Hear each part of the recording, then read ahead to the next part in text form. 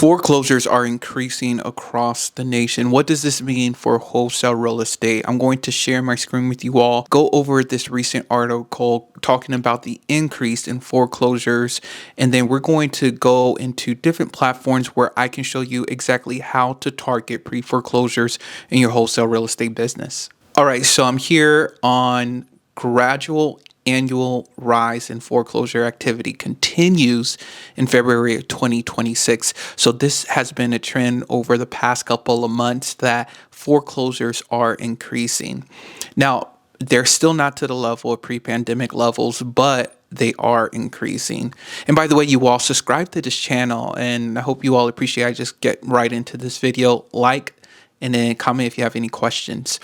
Now, foreclosure starts increased 14% year over year. Completed foreclosures up 35% from a year ago.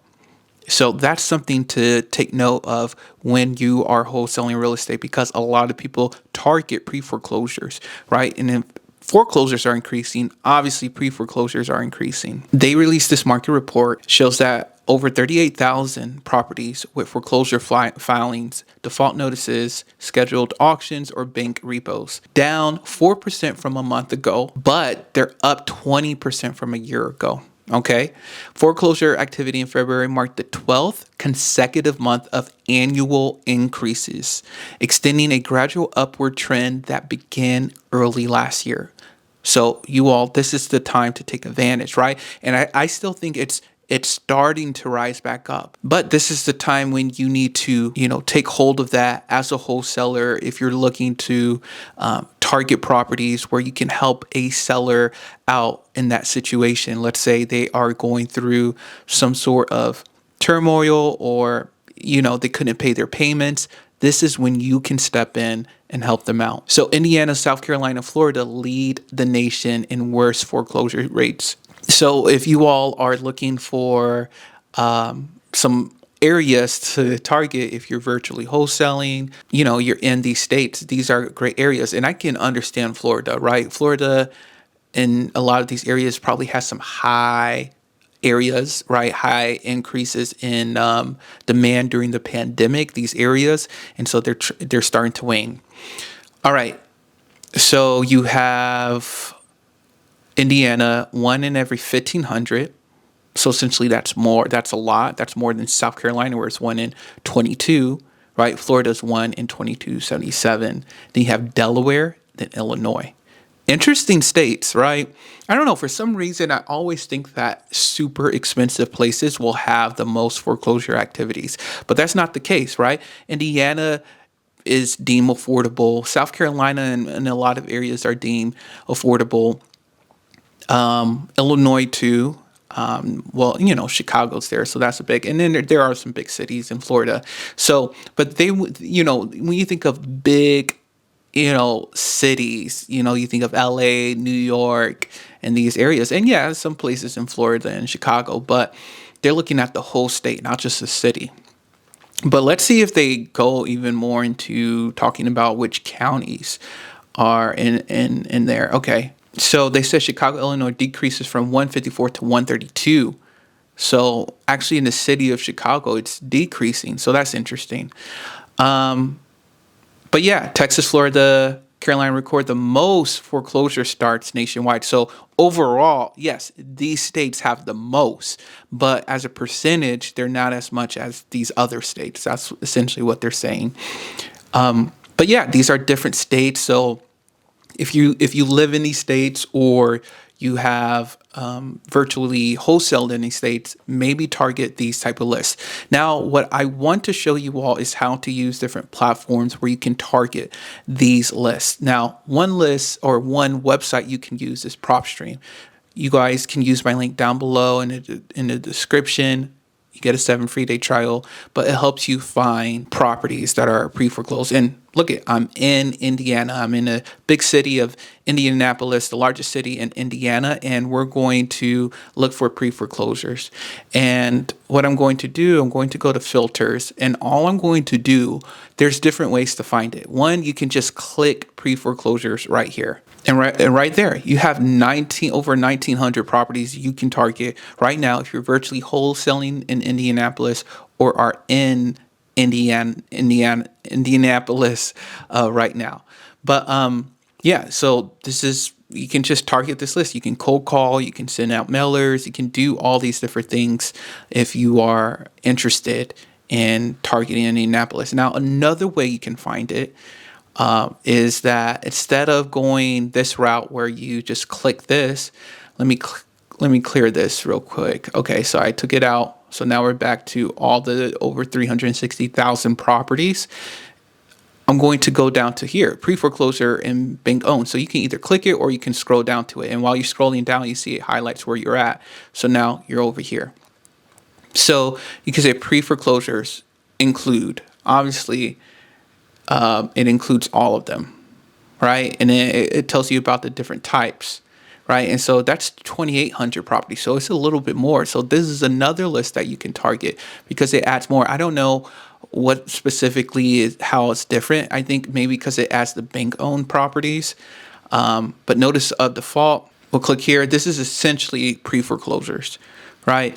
And then you can even drill down, right? Let's say you want to have a recording date that's recent. They recently went over, had a pre-foreclosure, because maybe if it's older, maybe you know a lot of other wholesalers are targeting them. But you never know if they're still motivated to sell or if they just haven't found a right buyer, a right wholesaler to work with, and you can be that right person for them. So recording date, auction date, and I believe auctions, they're already essentially foreclosed. These are foreclosed properties, and essentially there's nothing really you can do unless you buy the property for cash, right? And then pre-foreclosure release date is essentially talking about the release date for the foreclosure, and I believe that's the default releases right here. Or you can do a range last 3 months. So let's just see last 3 months. Let's see how many comes up. 450 properties. All right, so 450 properties that were on pre-foreclosure, that came on the pre-foreclosure list, essentially. Notice of default within the last 3 months, right? So that's really helpful, actually. You know, you can just do last 3 months, and that could help out a ton. And if you want to go down even more, if you want to drill down this list even more, let's just go back to, I think essentially it's showing the last 12 months. All right, so let's just keep it here. If you want to drill down, let's say it's vacant property and they have a pre-foreclosure. Let's see if there's any. 39 properties. So these are properties that you can target. So we'll keep it any for right now. Let's say you want them to own it for a little bit, right? Because it's too fresh, so there's not enough equity. So you can do 5 years ownership or more. 463 properties. Okay. And I wonder if there's a way I can take this out. That's something PropStream has to fix, because how can I take this out now? Do I have to go here? Do I have to reset the whole thing? I hope not. Okay, I just did though.